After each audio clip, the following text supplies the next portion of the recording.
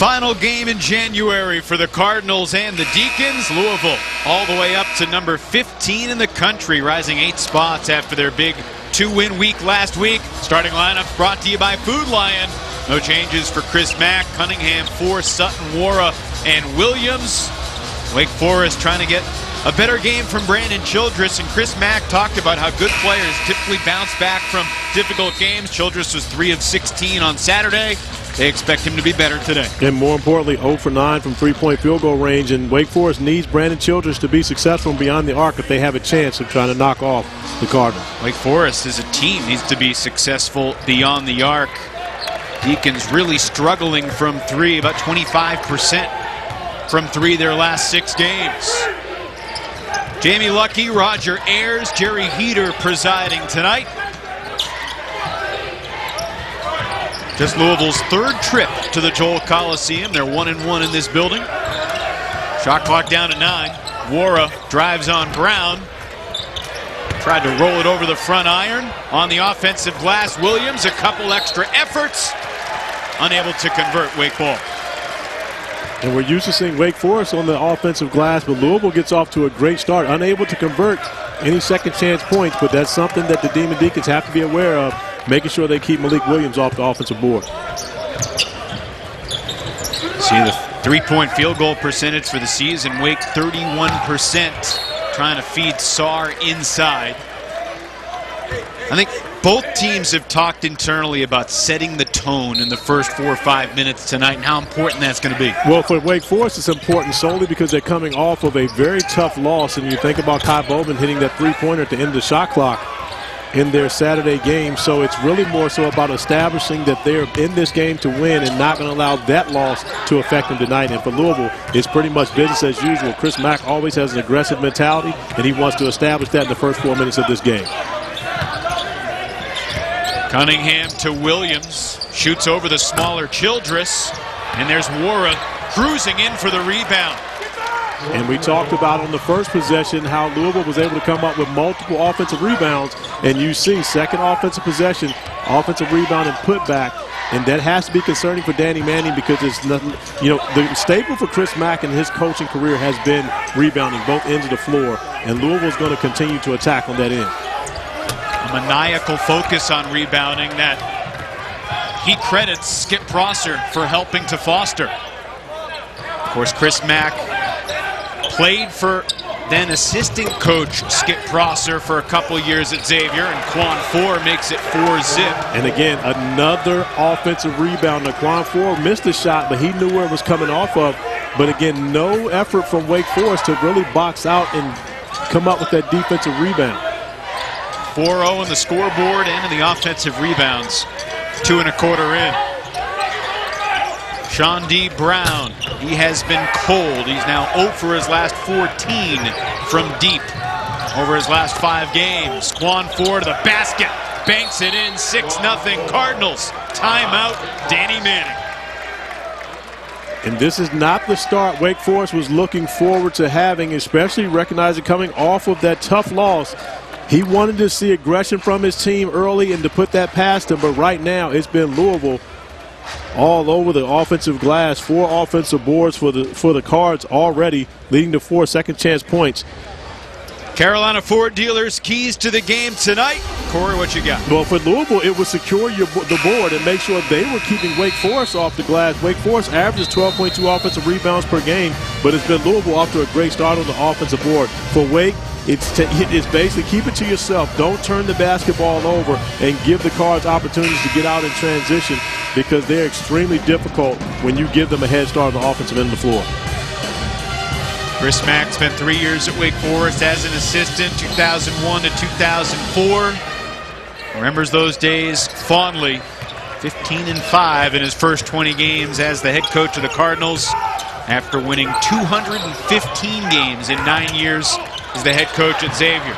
That wasn't what Danny Manning diagrammed at the timeout. And it's just a careless turnover by Sean D. Brown. There's nowhere for him to go. He would have been much better served just to be aggressive and going to attack the basket, pull up, shoot the jump shot in comparison to try to make a play that wasn't there. Wara, extra pass. Four, throws it away. Childress the steal. Going at the bigger Sutton, and Dwayne Sutton Mr. Glue Guy. He does it all for Louisville. And that's just the type of play that Dwayne Sutton makes for the Cards. Indecision led to the travel. And the Cardinals' second turnover. And getting back, hustling back defensively, and more important, not fouling. And then the opportunity as Brandon Childress loses the basketball to come up with it for Dwayne Sutton. But that's the level of effort that Chris Mack has grown to love about Dwayne Sutton. He's going to compete every second he's on the floor. The reason why he leads the Cardinals in minutes played per game. Childress, good look, way off. There's the first offensive rebound for the Deeks. Jalen Horde sticks it back in. Well, not a good sign for Brandon Childress with that miss on the three, but a great sign for the Demon Deacons with Jalen Horde coming up with the offensive rebound and putback, showing that he's engaged early in attacking the offensive glass. So Wake now 1 of 5 from the floor. Louisville's just 3 of 9. Nice anticipation. Quan 4 ahead to Williams. There's an eerie feeling in this building right now. Well, because of the turnovers from Wake Forest early in this game, allowing Louisville to get out in transition, and you couple that with the offensive rebounding, right now is solely about the energy and effort game has been about the Cardinals in comparison to the young Wake Forest team. Olivier Sarr gets 2 inside. Good pass from Childress. Great job by Childress finding Sarr at the top where only he could get to the basketball. And that was something we saw Chris Mack go over with this team time and time again as to how to defend that, but a great execution by the Demon Deacons. Sutton's pass off the fingertips of Williams. That'll take us to our first timeout. Cardinals have come out as the more energetic team. There's no question about it. Offensive rebounds and transition buckets. 8-4 Louisville. Oh, earlier this week, Chris Mack said that whenever he comes to Winston-Salem, he has to check out his favorite spot in town, Putter's Patio and Grill. It's just across the street from the Joel Coliseum, really, across University Parkway. He spent 3 years under Skip Prosser here in Winston-Salem. He spoke very fondly about that experience.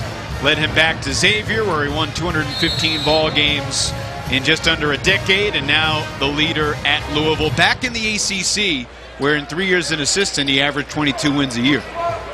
And as important as that is, probably more important in this game, Dino Gaudio, who was the head coach here for 3 years after the passing of Skip Prosser, and actually took the Demon Deacons to #1 nationally, assistant coach for Chris Mack, and probably a little more emotional for Dino Gaudio coming back into this building. Dino Gaudio has spoken fondly about the good memories at Wake. Jalen Horde attacks the rack for the Deeks. The competitor that Dino Gaudio is, he's not going to speak fondly about the fact that Jalen Horde gets an uncontested dunk at the rim. He's not going to be happy with this team when they get to the sideline regarding that. And Dino Gaudio is an elite-level competitor. And, of course, he has emotional ties to this building. But more importantly, he wants to walk out of here with the win. Jordan Wara buries the 3. Just over 5 minutes gone. Cardinals with a 5-point lead. Horde going to work, spins baseline. And Wara skies in for another rebound. It's interesting, Gaudio spent 8 years working in television in between his time as the coach at Wake. And Wara on the attack, met by Sarr. Enoch comes up with a loose ball, finds Wara on the baseline. And Horde and Musius denied the bucket. When you have to like the effort from Wake Forest over the past few possessions, especially defensively, Sarr covering up the rim, and then more importantly, securing the basketball and getting the defensive rebound, giving them an opportunity to get out in transition. Kenneth Smart checks in for the first time, played 10 minutes on Saturday after missing the 2 previous games. I was going to say about Dino working in television, he never was assigned a game here in the Joel Coliseum. He called Wake games either remotely or on the road. But this is his first time back in the Joel. Both of his daughters graduated from Wake Forest. He has incredibly fond things to say about the university. Well, Dino Gaudio, of course, under the Skip Prosser tree. And one of the things, if you know anything about Skip Prosser, it's about being gracious and being thankful for the opportunities you've given. And Dino Gaudio is extremely thankful for the opportunity he had to coach here at Wake Forest. And in my opinion, did a pretty good job, if I have to say so. He did a very good job, as Isaiah Musius hits his first shot. And Isaiah Musius has gotten better and better as the season has gone along, averaging over 7 points per game for Danny Manning and continuing to grow into his role. You know, and this is a young Wake Forest team, and these freshmen are ACC talent. They simply have to get the experience under their belt, but they're coming along as the season continues. Pretty good passing leads to Enoch inside. He'll get 2 free throws.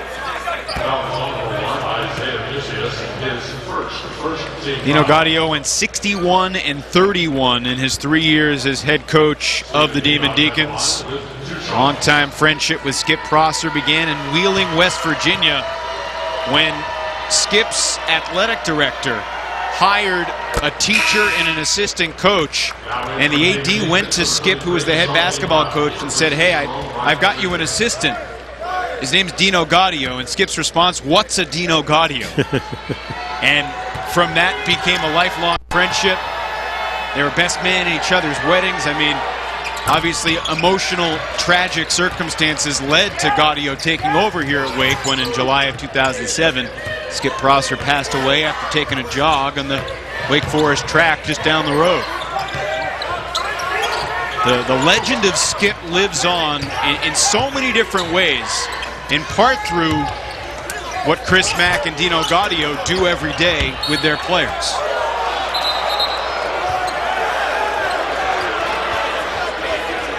Jamie Lucky and Jerry Heater converse. It'll be Wake Forest ball. I like the fact the officials actually come together, make sure they've got it right. At this point, there's no review on that. So Jamie Lucky and Jerry Heater, as you mentioned, both those guys coming over, making sure they got this call right. And it does look like Sutton was last to hit that out, returning the basketball to Wake Forest. After a very sleepy start, the Deeks are right in it. Childress airmails one. And Brandon Childress played 40 minutes against Boston College. He doesn't come out much, second in the ACC in minutes per game.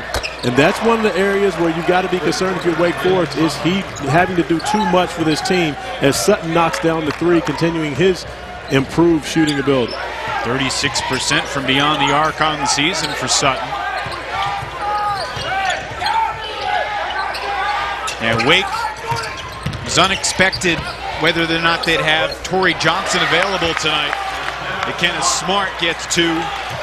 But without Torrey Johnson, I mean, Danny Manning really doesn't have a backup point guard. No, they don't. And Torrey Johnson is not a point guard, but as a grad transfer is capable of manning the position just a couple of minutes to give Brandon Children a break.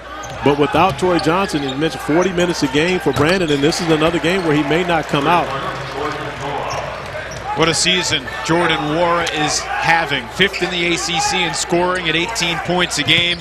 He's got 8 already tonight. Just hit his second 3. And Jordan Nwora is actually second nationally in improved scoring, up 12.5 points per game from his freshman year, and continues to improve.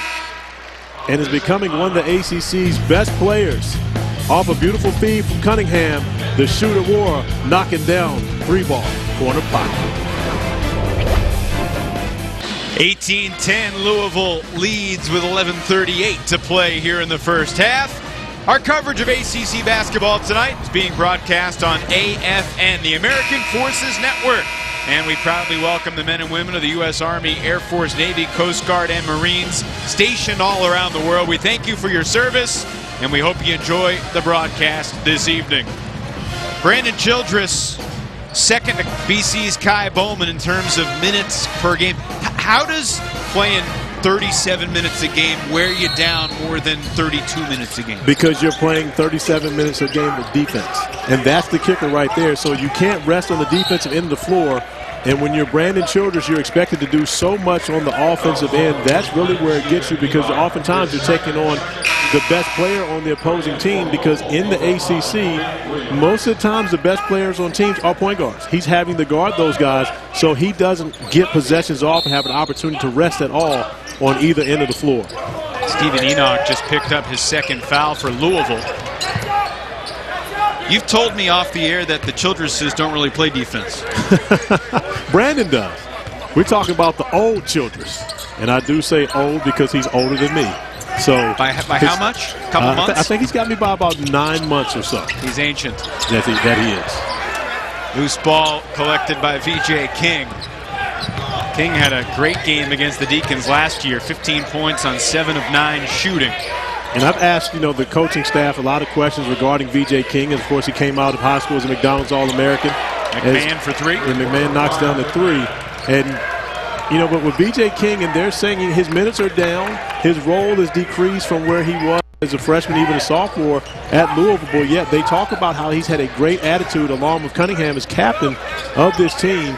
And they couldn't ask more of his effort. They practice hard every day, hasn't been a problem, and has really been a great leader on this team regardless of the contributions during games. And you feel a guy with his experience and track record, he'll have an important moment or two for this team in their route to wherever they're going to go in March. Well, I believe that will be the case. But, he actually started the first 5 games of the season for Louisville and then gave way to Jordan Moore, who was playing such good basketball. And Moore, of course, has never relinquished that role of becoming the guy for this Louisville team. So B.J. King, accepting his role as a backup. And, again, I think that when you play such a long season, everyone is going to have their moments where they've got to step up and be successful to help the team win. One foul on King this trip, and now another on Malik Williams, bumping Childress.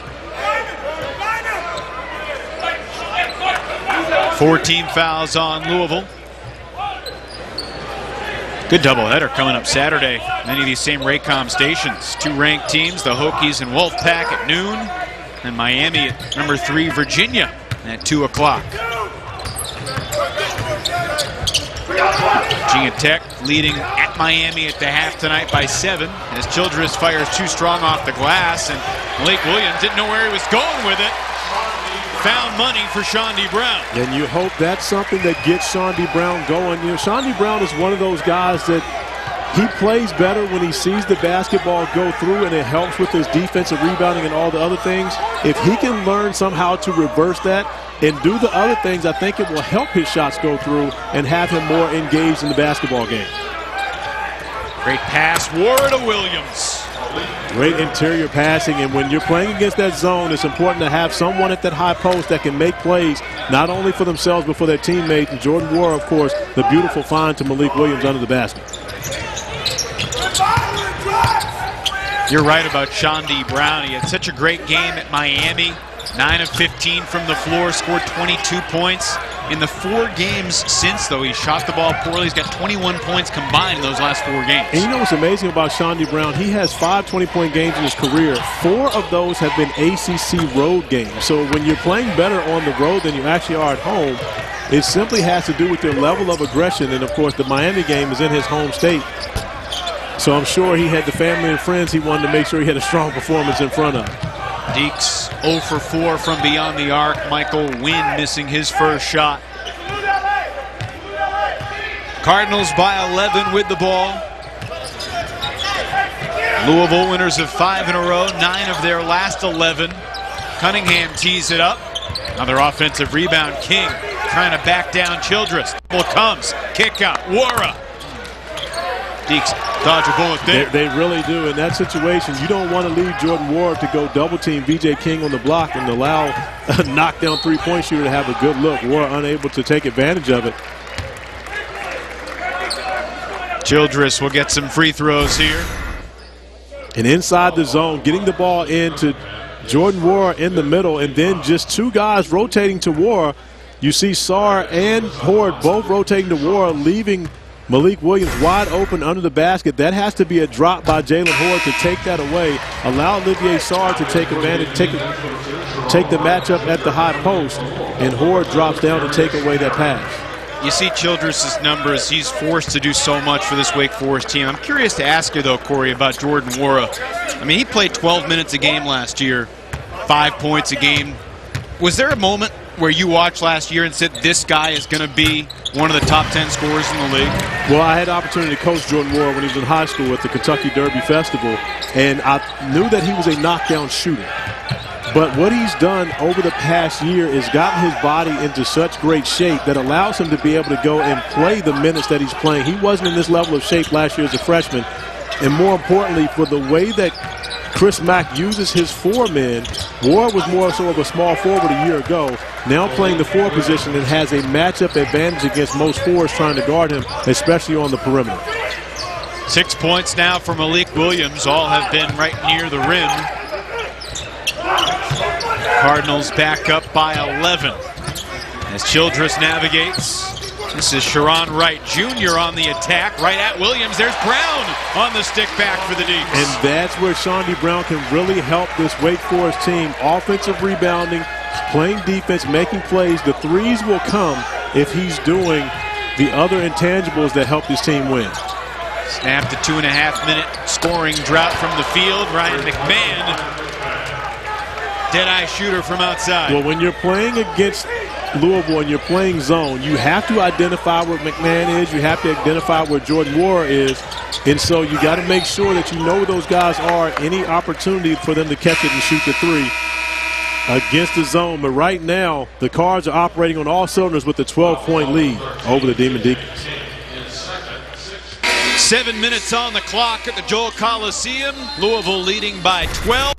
Difference beyond the arc right now, 15-0 in favor of the Cards. Well, Louisville 5 for 10 from beyond the arc, and they've gotten contributions from a number of different players. 2 from Wara, 2 from McMahon, Sutton getting involved in the action. And when you're playing zone, you have to be aware of the shooters. And right now, Wake Forest having a difficult time matching up with the shooters, and Louisville taking advantage of it from the outside. If you're Danny Manning, I imagine the thought process has to be, well, we want to play zone because we don't want to force Brandon Childress to guard for 40 minutes. But at the same time, they're shooting over the zone and shooting well. Well, I think at some point Wake Forest is probably going to have to match up with Louisville. But what you don't want to do is get into a track meet with the Cards because they have so much depth. And Wake Forest not playing with a tremendous amount of depth to add to the inexperience. We already mentioned Torrey Johnson unavailable. Sunday basically getting back into the lineup after you missing 2 games. So it's not a tremendous amount of depth with this young Wake Forest team, and you don't want to get in a track meet with Louisville, who has 10 to 11 guys that they can play on a regular basis. Around the perimeter it swings. Sutton takes it, makes it. Now 6 of 11 from beyond the arc are the Cardinals. And if Louisville's shooting the basketball this way, they're extremely difficult to beat, as the Tar Heels found out in Chapel Hill, earlier this month. They came out and actually made their first 6 3-pointers in that game, and they ended up beating, North Carolina by its worst home loss by an unranked team since, believe it or not, Chris Mack, Dino Gaudio, and the Wake Forest Demon Deacons did it 20-plus years ago when they had Chris Paul on the roster. Chris Mack joked today that he has such a great record in the Dean Dome, he should retire right now. You took that as a joke? I think he knows that he's not going to stay perfect in Chapel Hill forever. Well, McMahon is staying perfect on the court here today as he knocks down another 3. And right now, Wake Forest, no answer defensively for the Cards when they're shooting the basketball at this clip. Mucius sidestep shot. Sarr flips it. Williams takes care of it for the Cardinals. Ahead to Wara. Oh, goodness. That was way too easy. Timeout, Wake Forest. And just miscommunication from Wake Forest.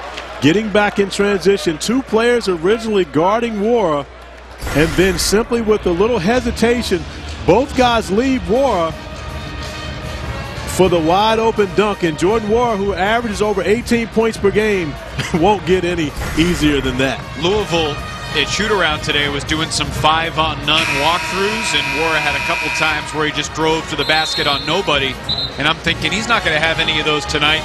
Turns out I was wrong. So you mean he practiced? Yeah, he practiced that wide open dunk. He practiced that, so of course is why he made it look so easy. 10 points for Jordan Wara. Double figures for the 19th time this year. Only scored double figures 9 times last year. And give this young man credit for the work that he put in over the summer. And, talking with Chris Mack earlier in the year, one thing that he said was, of course, with he and Malik Williams and Darius Perry playing for a new coach, it's almost like they're having a freshman year all over again, trying to get adjusted to a new style of play, new terminology. and a new attitude. And, Ward and Williams have done a great job with that. Perry has struggled a bit, but yet these three guys are really a big-time members of this Cardinal squad.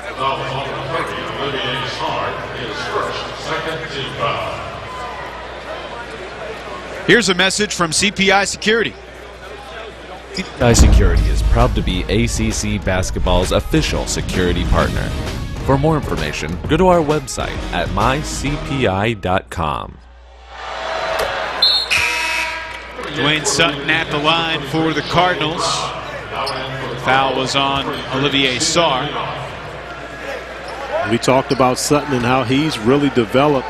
Reminds me a lot of what Torin Dorn does for NC State, kind of that glue guy that does everything, but he's actually had double-doubles in 3 of the last 6 games. So not only about his scoring, but also his rebounding is part of the reason why Chris Mack leaves him on the court more so than any of his teammates. I think that's a really astute comparison, Dorn and Sutton, just with how hard they play. Well, and also they're 2 guys who transferred into their respective programs.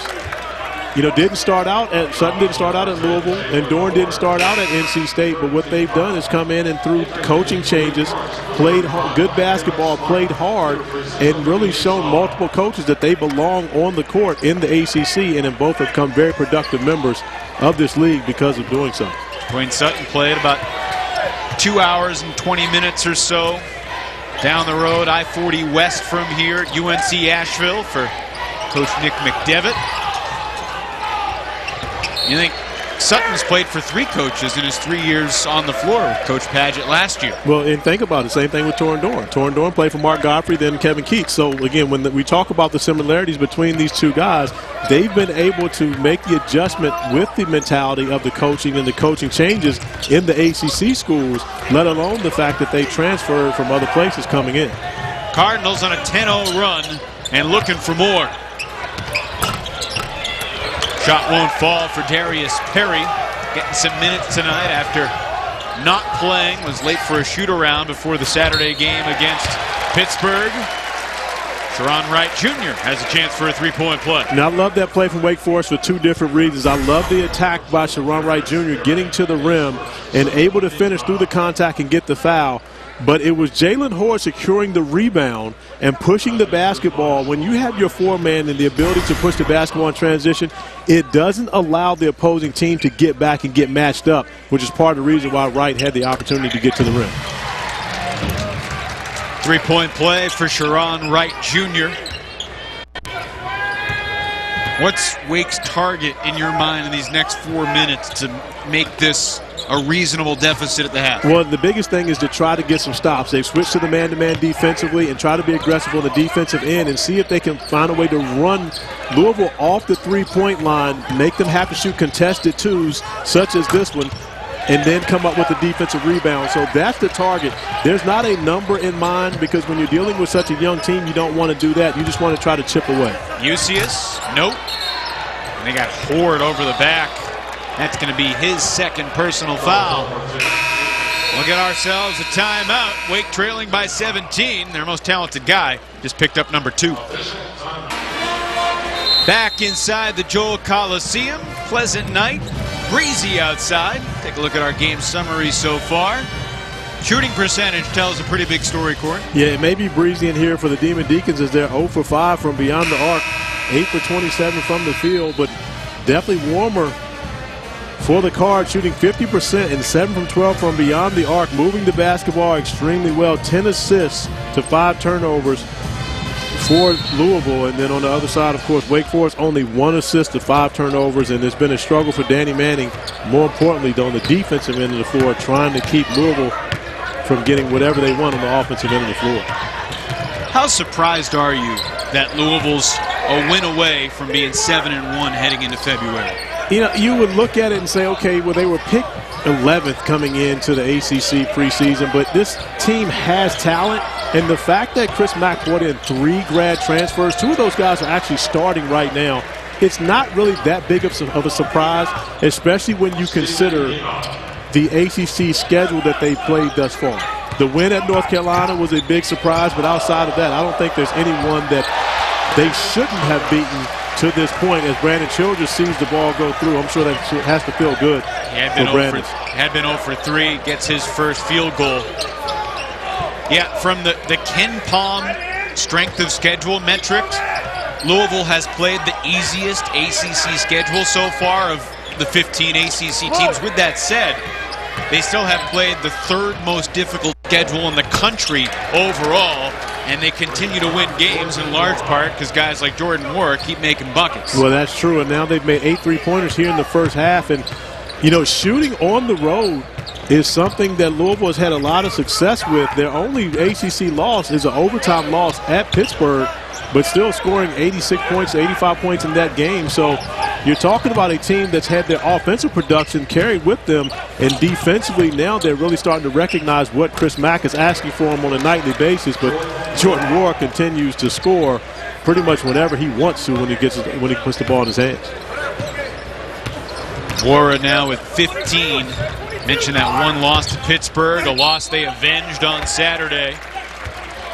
Game they trailed at the half, but it was a defensive suffocation of the Panthers in the second half on Saturday. And you talk about the defense, but your best defense is always a great offense. And when you have a guy like Jordan Wara who continues to make plays off the bounce from 3, it's deflating for an opposing team knowing that you're going out giving it your best effort defensively, but there's nothing you can do to stop this guy. You know, this is my second time with Louisville this season. Watched him go for 18 first-half points against Miami at home. And this performance may be even more impressive thus far because of the level of efficiency he's shooting the basketball with. Wara, the son of a coach. His dad, the head coach at Erie Community College in Buffalo since 1999.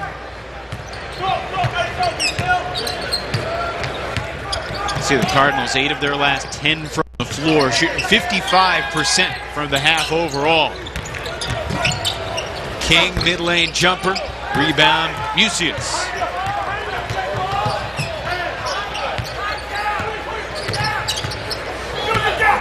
This end of the floor, I'm not sure who Wake's go-to guy is offensively right now. Well, I can tell you who it is. It's Brandon Childress. I mean, with Jalen Horde on the bench, Brandon Childress is definitely that go-to guy. But the problem with him being the go-to guy is he has the basketball in his hands trying to initiate offense. Oh, that's Wynn and Smart battling for the same basketball. It leads to a turnover. And again, just a lack of communication. And one of the things I've talked with Danny Manning about as this season has gone along, this team does not talk much. And that's really where the struggle has been. It's not a leadership thing. It's solely about the fact that it's just not a vocal bunch. So when you don't have a lot of communication in a simple play like that, in comparison to someone, you know, basically recognizing we're teammates, I got the ball, it ends up being a turnover, giving the ball back to Louisville for another opportunity to put points on the board where it could have been a second chance opportunity for Wake.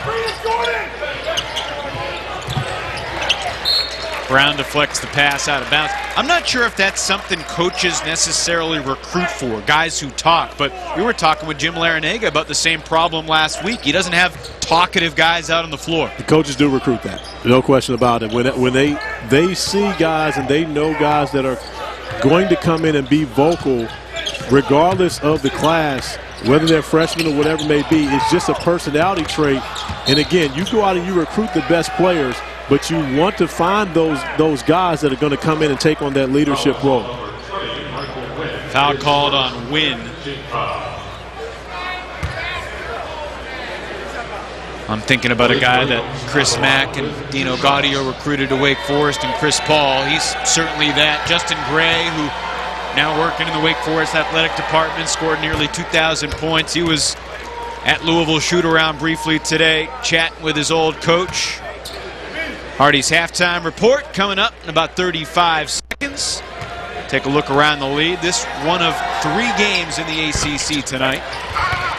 Offensive rebound, King to the corner. Wara to the basket. Really nice ball movement here from the Cardinals. And the shot clock at 23 is the reach-in foul called against Wake's Michael Wynn. And I'll show you, it's simply buying into what Louisville's doing. A year ago, and maybe even earlier this year, when Jordan Moore went baseline just now, that's a shot that he would have forced in comparison to throwing to the B.J. King and getting that good basketball movement, which now ends up becoming an easy bucket for the Cards on this end of the floor. But that would have been a forced shot for Jordan Wara probably earlier this year. Louisville's been so good on those baseline out-of-bound plays, finding Wara. Sarr was asleep again defensively. Shot clock off. Childress with 4. Inside, off the hands of Smart. Louisville ball, 1.5 to go. You mentioned the inbound play, and of course, no one taking away the inside. Wara just sneaking in for his 17th point. Good if it goes. Cunningham wide right. If that counts as a missed 3, it'll drop the Cardinals down to 8 of 14 in the first half. Impressive stanza of basketball for the Cardinals. 48-25, the 15th ranked team in the nation. Up big. Remembering some of the Wake Forest greats who roamed the halls at the Joel Coliseum. They could use some of those guys tonight, trailing by 23.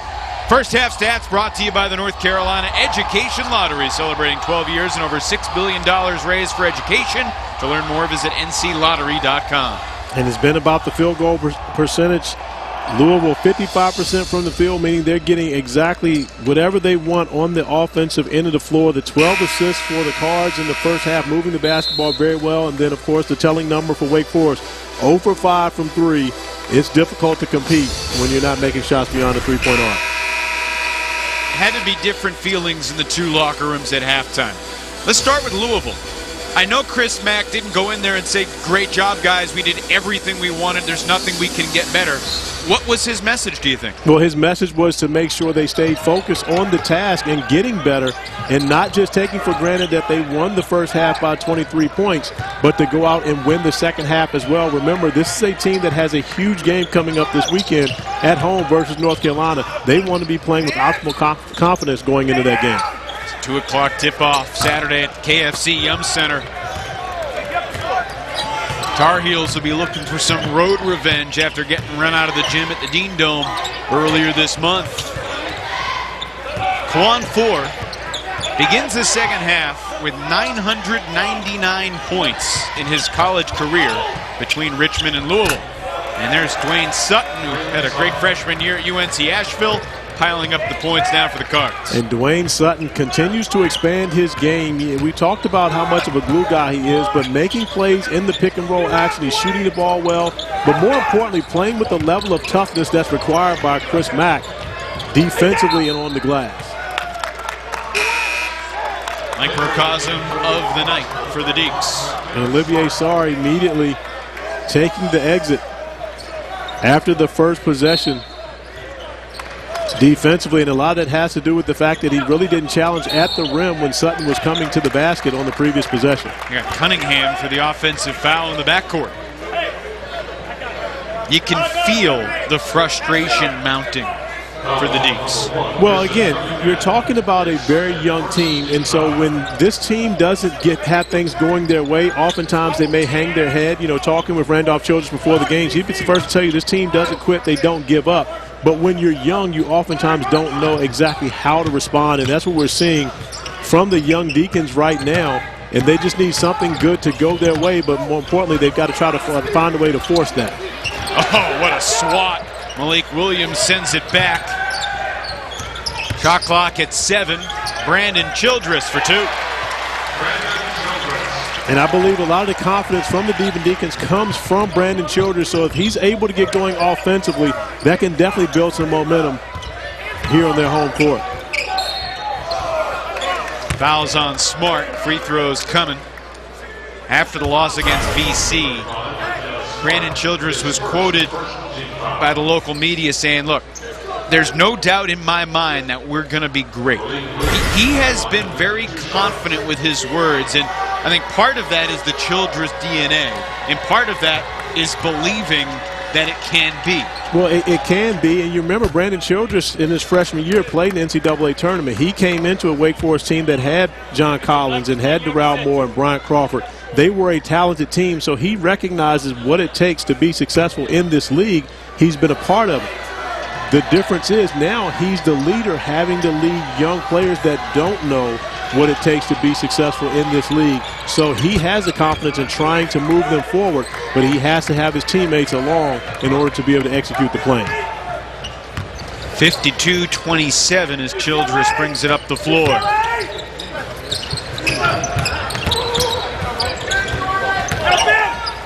Brown back to Brandon. Wake Forest still 0 from beyond the arc. The foul's on Kenneth Smart in the rebound action. You know, even though Wake Forest only had 5 turnovers in the first half, probably 4 of those turnovers happened very early in the first half, which allowed Louisville to get out in transition and make plays for themselves. Easy buckets. And you see Malik Williams as he comes down, takes a tough spill, but gets up, takes that one off, and back on the offensive end of the floor. But I think those turnovers really dug a hole for Wake Forest in the game because they weren't getting able to get back and matched up versus Louisville in transition. And then, of course, also Jalen Horde picking up that second foul in the first half, taking him out of action, definitely didn't help the Deeks on the offensive end of the floor at all.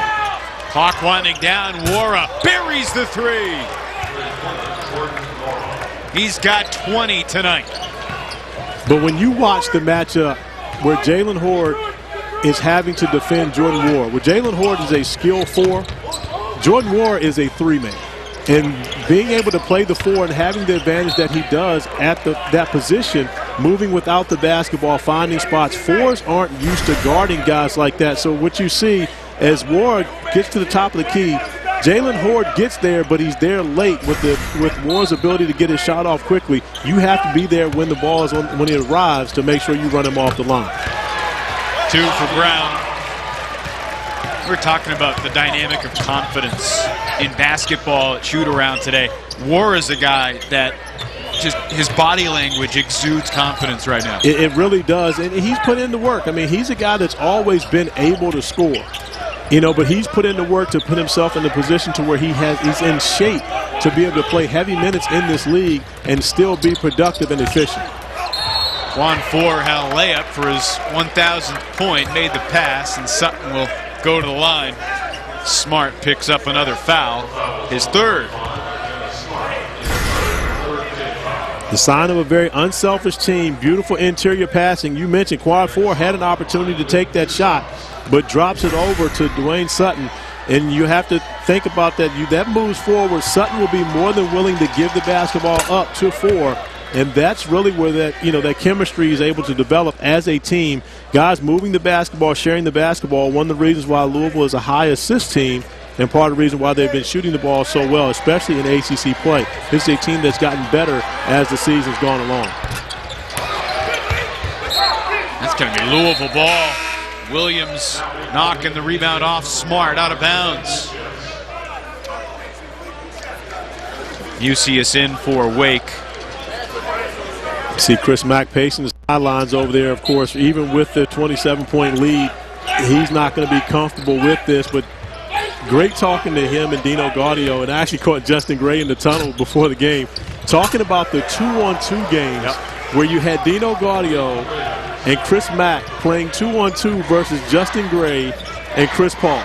And they're different stories now because Justin says they won all the matchups, where Dino and Coach Mack both say that they split, but they all actually ended on a foul where Chris Mack one time fouled Chris Paul, and Skip Prosser looked down and said, hey, he gets hurt, you're fired. Yeah. So make sure that never happens again. And that ended the 2-on-2 matchup. It's funny how they remember those memories differently. Oh, absolutely. Did you ever play 1-on-1, 2-on-2 with your assistant coaches at UVA? All the time. Brian Ellerby and I, Dennis Wolf, we used to go at it. And, of course, those games could get, pretty fiery, to say the least. 2 more for Sutton. The tail end of Chris Mack's press conference the other day, he was asked who used to win the 1-on-1 games between you and Dino and Pat Kelsey, and Chris Mack looked a little insulted by the question and basically said, I won nearly 100% of them. Now, Justin Gray, he scored almost 2,000 points in his ACC career, 02 to 06 for Wake Forest. He had pretty complimentary things to say about Chris Mack, the basketball player. Oh, he did. He talked about how they would compete in those 2-on-2 games. And, of course, I think, really that matchup might have been a little tougher or evenly matched compared to the Chris Paul-Dino Gaudio matchup, who Coach Gaudio is very close with Chris still, spends a lot of time with him in the summer, working his camps, etc. But, yeah, I think Chris might have got the advantage in that one. Kristen Cunningham had not scored tonight until now, and it's 62-29. If the Cardinals wanted to win the second half, they're off to a good start, 14-4. In the first 5:20 of the second half. Well, this is the mark of a good team. They're not playing the score. Right now they're playing against just trying to be better, be the best team that they possibly can, and do things that allow them to be successful. As we mentioned, there's a tough road ahead for the Louisville Cardinals. And so right now they're here just being very professional about their work, taking care of business in Winston-Salem. Yeah, whether you want to call it professional or business-like, the Cardinals are getting it done. Cunningham, 4 assists earlier tonight, his first bucket with the Cards rolling.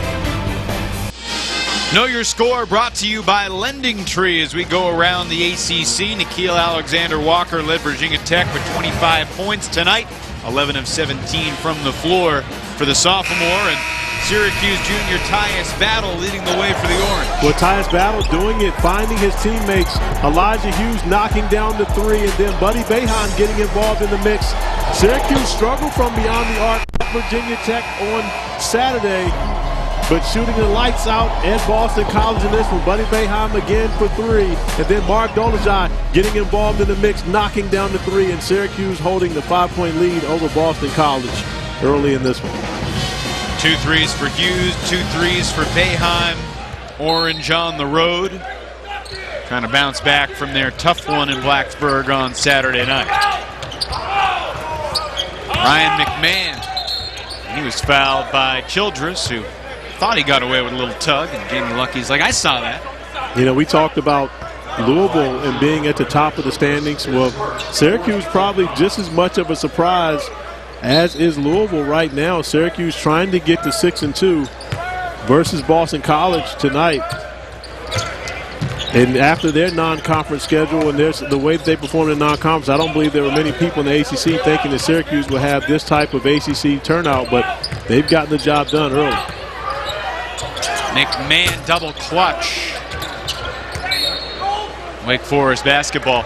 I think like Louisville, Syracuse is going to have a more difficult February than they had January. They will have a more difficult February. I agree. Both these teams have their toughest sledding in front of them as far as ACC play is concerned, but both teams also didn't have great non-conference schedules as far as their wins and loss record, so they both need to do work to make sure that if they don't win the ACC tournament, they're one of those teams that gets their name called on Selection Sunday for the NCAA tournament, not the NIT. Louisville certainly has more margin for error than Syracuse because the Cardinals do have wins over Michigan State and Seton Hall on their resume. Also a win over a Lipscomb team that's still undefeated in the Atlantic Sun. And they also, 4 of their 5 losses actually came to teams that ranked in the AP Top 25 in non-conference play. So when you look at what the Louisville team has done thus far, that strength of schedule in the non-conference helps them. And you mentioned they do have a number of quality wins.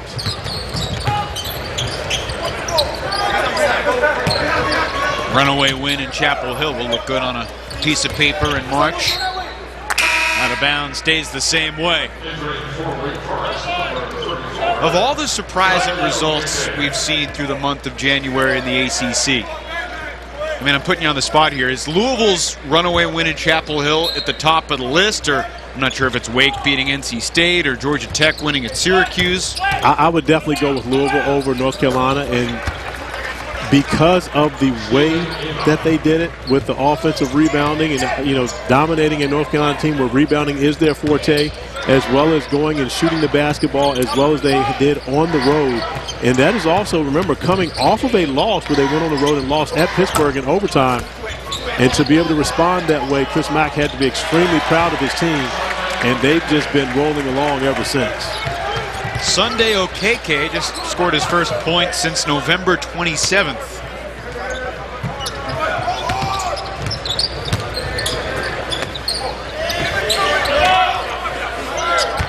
Enoch trying to back down. OKK takes the turnaround and puts it in. And that's great defense by OKK, just better offense by Enoch, who has been playing very good basketball over his last 5 to 6 games since starting to come off the bench. And Malik Williams going into the starting lineup. Enoch has actually played better as a reserve than he was as a starter. I thought Jeff Capel's thoughts were pretty interesting as Aaron Spivey, another walk-on, misses a 3. Jeff Capel said the difference between Louisville earlier in the month when they lost in overtime and this past Saturday, the growth of Enoch and Williams and their emergence as interior threats. Talk more about that as we continue. Cardinals by 35 points. Back in Winston-Salem, it is Bo time, which means we're checking out the Bojangles fan of the game. Hey, that guy's averaging 15 points a game for the Greensboro Swarm, the former Xavier Musketeer, J.P. McCura. I asked Chris Mack about J.P. and where he was earlier today, and his face just lit up talking about, man, I can tell you what, how much he loves this guy and what J.P. was able to do with Chris Mack and his program at Xavier. Spectacular young man, spectacular player. Scored his first points in the NBA for the Charlotte Hornets earlier this month. McCura was a Chris Mack type guy, just when it comes to toughness. He really was, and very similar to what Dwayne Sutton does. And for Louisville right now, McCura probably a little more of a perimeter-oriented, a much better shooter. But when you talk about that level of toughness, and it just depends upon what Xavier needed that night, McCura would go get it done. I've seen him at times where he would have to go out and get 28, 30 points. Other times he would get 6 points and just defend the opposing team's best player. But whatever was called for, he got it done. Louisville doubling up Wake Forest with 11:33 to play. Cardinals with a win tonight, they'll be 16-5. Remember, they were 16-5 through their first 21 games last year, too. Yeah, I mean, again, they got off to a pretty good start a year ago, really struggled down the stretch in ACC play. And, of course, you know, the amazing loss that they had at home to Virginia cost them a game against NC State the next time out on a quick turnaround. And then losing in the ACC tournament probably sealed their fate on not getting into the NCAA tournament. But a long, year for the Cards. And, again, they went through a lot. They've gone through a lot over the past couple of seasons in their program. But without having gone through that, they wouldn't have Chris Mack. And I think that right now their program is headed in the right direction. The number 1 or 2 top-rated recruiting class coming in nationally. 6 guys signed already to join the Cards a year from now. So the future does look bright in Louisville. Last 3 from Michael Wynn, Wake's first 3 of the game. They had been 0 for 10. And the foul on VJ King in the rebound action right there. Our road to the tournament brought to you by the Honda dealers of the Carolinas. The road to the tournament is a challenging one for the Cardinals. 4 straight ranked opponents at home versus North Carolina, then going on the road to Virginia Tech, which has been an extremely difficult place to win, as has Florida State. And then, of course, the gift that you get when you get back home will be the Duke Blue Devils. So tough sledding ahead for Louisville, and this is where Chris Mack will really find out, what he has in his program. Spivey, not bashful, the walk-on coming in. And Wynn attacking the offensive glass. We'll get to the free throw line. Some guys who have really not played a lot for Wake Forest. Michael Wynn, who had played 26 minutes in 10 games before erupting for 11 points in 12 minutes in Wake's game at Miami. Wynn from the corner. OKK, the rebound. The stick pack won't stay down. But right now, Danny Manning basically sending a message to his regular guys. And this one has been more so about the effort, and especially on the defensive end of the floor. If you're not going to play with the level of effort we need for you to be successful, then come over here and let me play some guys who may not be scholarship guys and may not have the talent that you have, but if they're going to go out and play hard, then I'm going to put them on the floor. And I think that message is being sent to his team right now. And again, you're applauding the effort of Wake Forest, but they don't have the talent on the floor that Louisville does right now. But you expect for these guys to be able to go out and play hard, and you see a dejected bench right now for the Demon Deacons. as Olivier Sarr and Brandon Childress, pretty much just have to watch their teammates go out and perform. Dejected's the right word. Thank you. I'll take that as a compliment from you.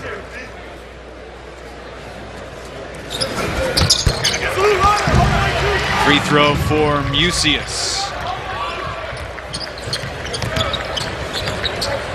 Lake Forest, 15 days ago, they take a 22-point lead over NC State. The Wolfpack come back.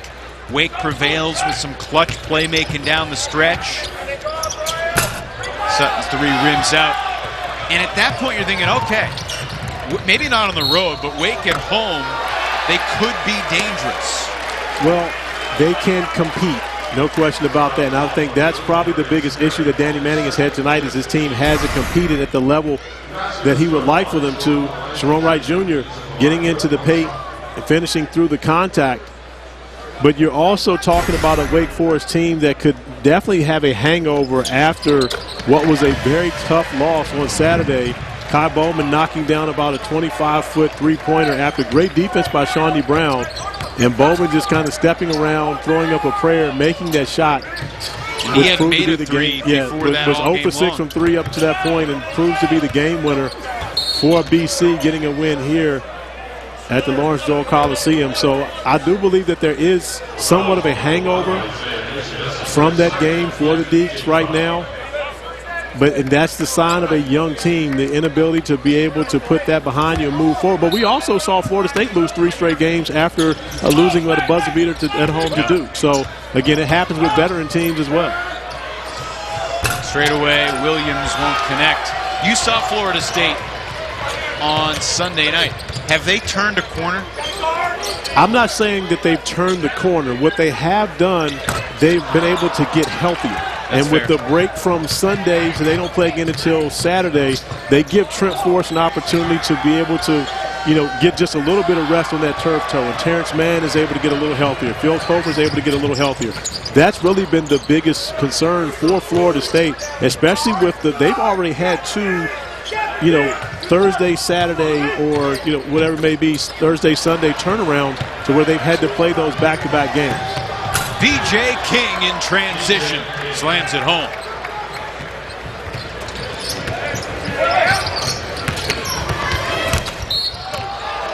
Williams thought he had a block. Instead, it will be a foul with 8:10 to go. Florida State off in the midweek. They have Georgia Tech at home on Saturday. And then a trip to Syracuse before they host Louisville a week from Saturday down to the Tucker Center. And Florida State, another one of those teams, got off to a great start in the non-conference, had a very good schedule, got a number of big wins, and then ACC play started off 1-4. Now won 2 straight to get back to 3-4. Opportunity to get to 500 this weekend at home versus Georgia Tech. But they've got a lot of work to do throughout the ACC schedule.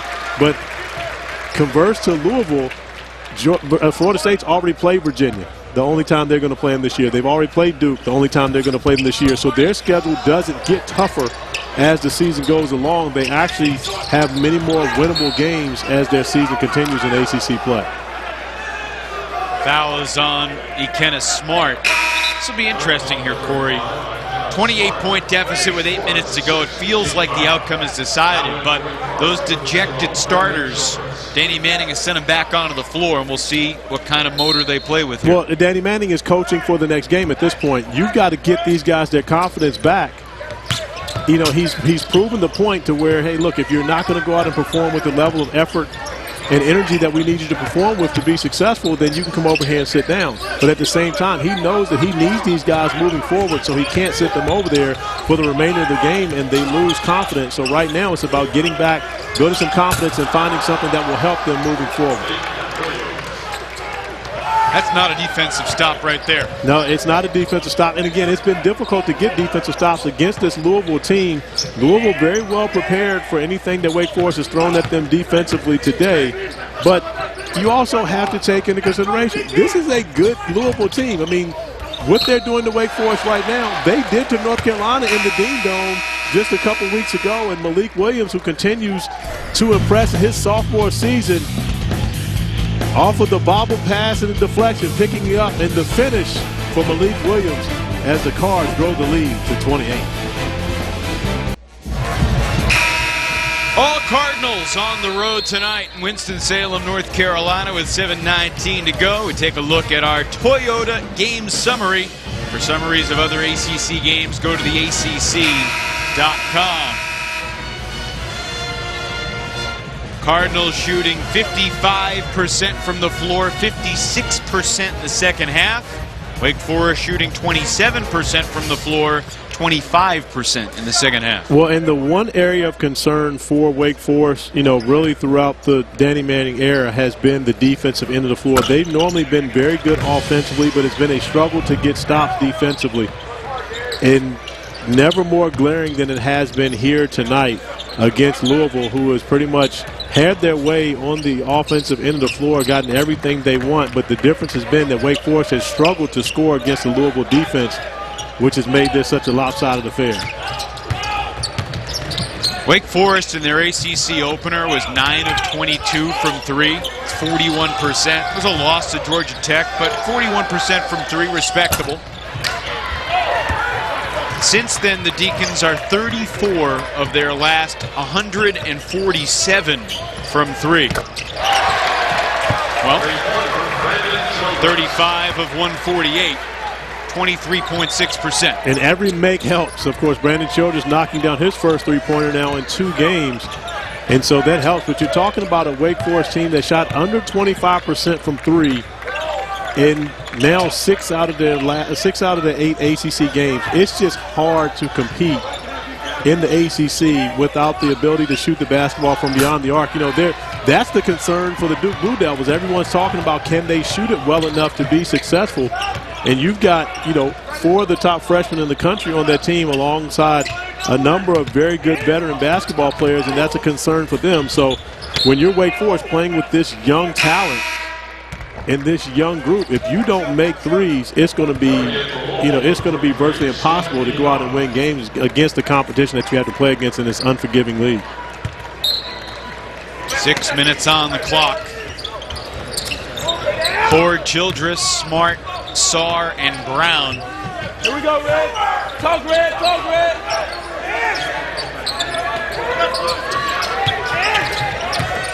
Shot clock winding down. Childress has to fire, and he runs into the defense. Picks up the foul.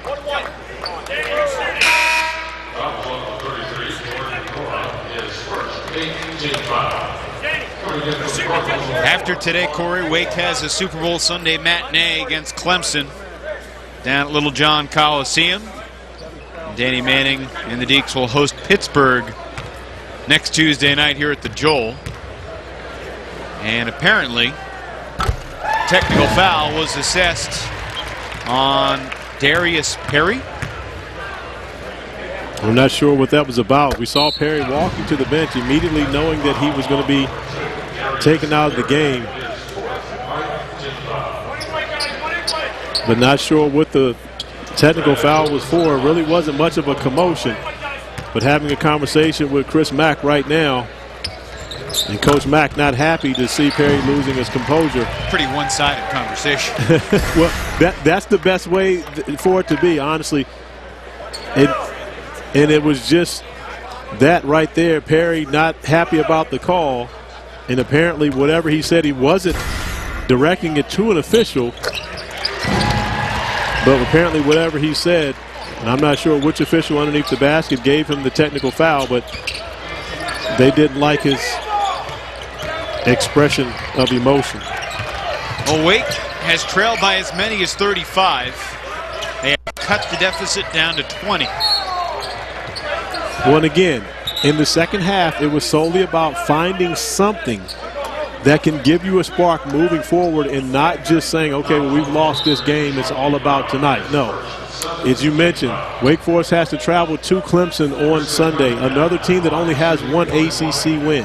And so you're talking about a team that lost on a heartbreaker at NC State on Saturday.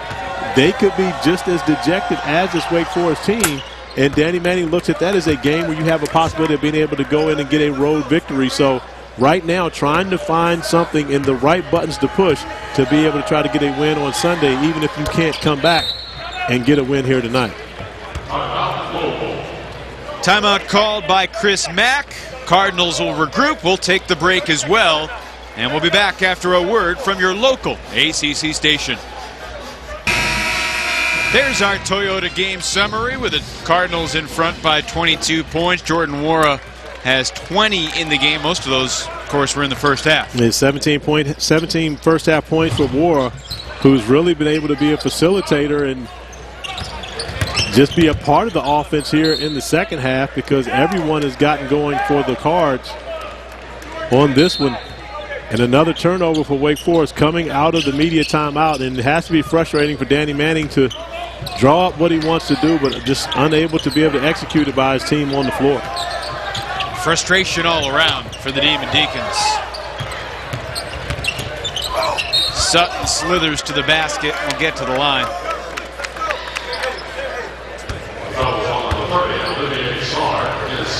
You know, and what Chris Mack has been able to do this season has been, nothing short of amazing for Louisville thus far, especially coming off the circumstances that the Cardinal program has been through over the past couple of years. But the challenge for Chris Mack and Dino Gaudio and this coaching staff, Mike Pegues as well, is going to be next year, where they lose the 3 graduate transfers that they brought in this season, and they bring in 6 new freshmen. And now, again, they will have, some talent remaining. Of course, you're hoping that Jordan Nwora remains and doesn't put his name in the NBA draft, as well as Malik Williams. But, they're going to have to play with young talent next year and rely on a number of young guys, and that can be very frustrating, to say the least, especially if you ask Danny Manning, in this league, because the ACC is always going to be, one of the top leagues, if not the top league in the country every year. And next year, you have 20 ACC regular season games. So get started a little bit earlier, and even greater competition that you have to play with as the season goes along. Now, I was curious to ask you about that. Obviously, you played in the ACC when it was a 9-team league, and you had that true round robin. When you look at the schedule now, obviously it was 16 games, now 18 games, and moving to 20 games, but so many different opponents. How do you compare the 2 eras? The 2 eras you really can't compare, because, and I'm going to sound so old when I say this, but back in my day, that was the point of the question. I know you're trying to make me sound old, but I'm not going to debate you on that one. Back in my day, when you played everyone home and away, you had a true gauge as to which team and who each team was. Right now, with the unbalanced schedule, you don't have that. I picked the University of North Carolina to finish with the 2nd best record in the ACC this season, regular season, solely because they play Virginia at home. They play, the top teams in the league, primarily projected top teams, at home, and often one time. And so outside of Duke, who they'll play home and away, they have the best schedule set up for when they play these teams on their opposing court. So that unbalanced schedule definitely can be an advantage for certain schools, but Louisville's taken advantage of it thus far. Louisville's led by as many as 35 points tonight. They're 341 away from making it 6 in a row. It'll be their first 7-1 start ever in the ACC. They last started 7-1 in conference play when they went 8-0 in the 07-08 season in the Big East. And what's interesting right now, the fact that Chris Mack, outside of Malik Williams, has his starters on the floor right now, and that shot hit the rim, so the shot clock should have reset on that possession. But Chris Mack with his starters in the game, again, exception of Malik Williams, and with the game in hand pretty much with 3.5 minutes remaining. What message does that send to you? Well, I don't know if it sends a message as much as it is, recognizing with the big game coming up. Don't get lazy? I mean, well, not necessarily get lazy. I may be thinking, okay, let me get these guys off the court, in preparation to make sure no one turns an ankle, especially with the huge matchup coming up Saturday. You never want to overlook an opponent, But with a 22-point lead now with 3 minutes remaining, it may be time to get the subs in and try to finish this one up and make sure you get back to Louisville healthy, preparing for a big matchup. McMahon and King in, Wara and Cunningham out. It's not just a big matchup on Saturday. It's a big month of February. Saturday against Carolina, then 2 days later, Monday night, on the road at Virginia Tech, and then Florida State and Duke the following week. But in Chris Mack's mind, you never look past what's coming up. And again, you do have the 3 minutes remaining in this one, but then, of course, North Carolina, huge matchup at home, at Virginia Tech, at Florida State, at home versus Duke. So you've got 4 straight ranked opponents that you have to compete with in this league. And this is why Chris Mack took the job to come to Louisville. He had a great situation at Xavier, had built a program that was a top 25 program, one of the better programs in the country, had the resources he needed. But he came to Louisville because he wanted the opportunity to compete in the ACC and to have a chance to win a national championship. And, he's the type of coach that could definitely make that happen, especially when you consider the resources available to him with the Louisville Cardinals program. Chris Mack, originally from Cincinnati, his wife Christy from Louisville. Chris said he was single for 2 years in Winston-Salem, living here by himself, and then his last year at Wake Forest in 03-04 was Chris Paul's freshman year. He was living here with his wife, no kids. They were a young couple. They moved back to Cincinnati, took the job at Xavier to be closer to family, and obviously it has worked out for the Mack family. It really has. You're talking about a man who started out as a JV girls coach and now finds himself in charge of one of the best basketball programs in the country. Definitely the most profitable basketball program in the country. Louisville, one of the best television markets of all college basketball. And well, here's a trivia question for you, Corey. Let's go. There are 4 schools in the nation that have won at least 20 games each of the past 16 years. Can you name those 4 schools? Kansas. That's one. Duke. That's another. Louisville. That's the third. And 16 years, I would have to say North Carolina had that rough year in 2010, so it wouldn't be Carolina. That's correct. That 4th one might be a stumper for me. Oh, wait a minute. Gonzaga. You got it. Yeah. You almost got me with that one. Had to go outside the box a little bit. Pacific Northwest, not really your region of the country. Hey, you don't know that. My ex-wife is from Seattle. Okay. So you're right. It's not my region of the country. That's right. Beautiful, beautiful territory out there, though. DJ King at the line with 2 shots. DJ King, a couple of free throws for the Cardinals. The applause is for a couple of Wake walk-ons, Anthony Billis and Blake Buchanan coming in.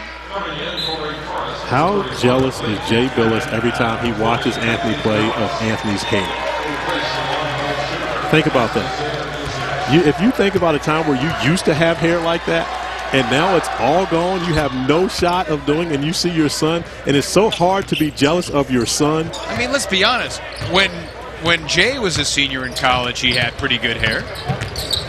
Yeah, but he doesn't now. I'm talking about when he sees him now. I'm not sure what that says for Anthony 30 years from now. Okay. Well, I mean, again, I'm talking about today. Jay seeing his son today and looking at that gorgeous head of hair that Anthony has and saying, I used to have that. Billis, the steal.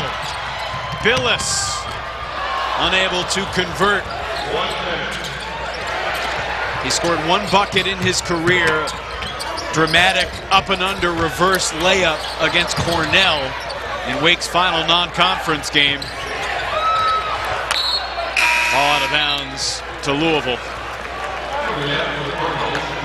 So that makes Jay and Anthony Billis, where are they on this list of father-son duos that Randolph and Brandis have the lead in? Where are Jay and Anthony on that list? I think they're like 12th. Okay. All right. And Anthony has how many points? 2. Jay has 1,062. So I know he only had that 1 basket, but he's never had free throws either?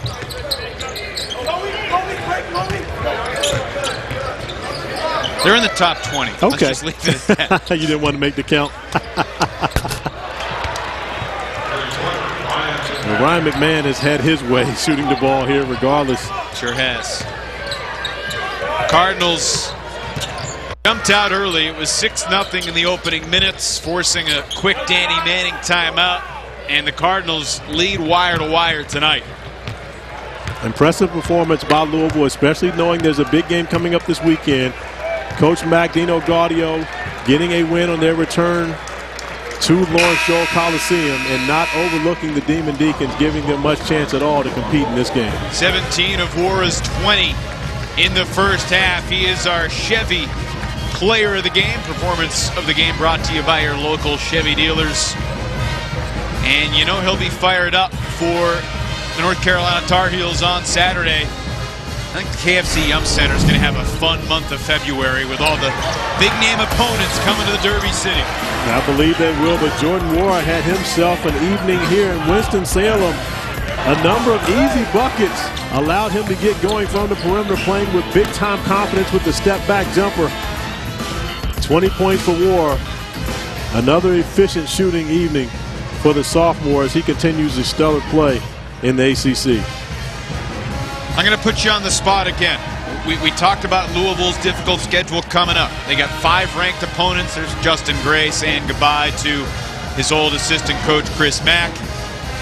What would be a successful February for the Cardinals with this schedule?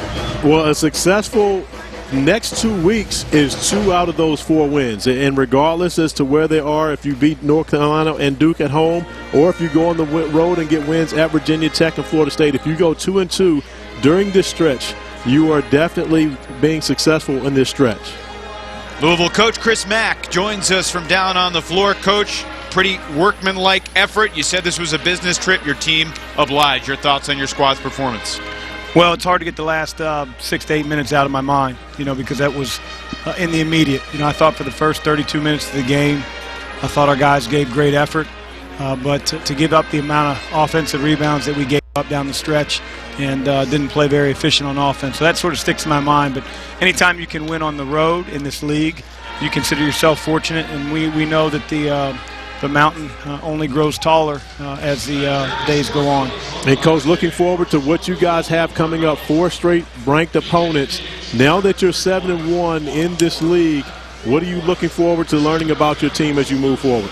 Well, I don't really care about the 4 games. I care about the 1 game that we have on Saturday. I think, you can have a defeatist attitude, or you can choose to worry about what's in front of you. And we know that we're in the best conference in America. We know that we have challenges that await us, but so do all these other teams. And we just have to be at our best on Saturday, a lot better than the last 8 minutes. Coach, we appreciate your time. We'll let you get to the locker room. Congrats on the win. Good luck going forward. Thank you, guys. Chris Mack picks up his 16th win in year 1 at the helm of the Cardinals. They're 4 away from continuing that streak of 20-win seasons. Final score tonight, Louisville 82, Wake Forest 54.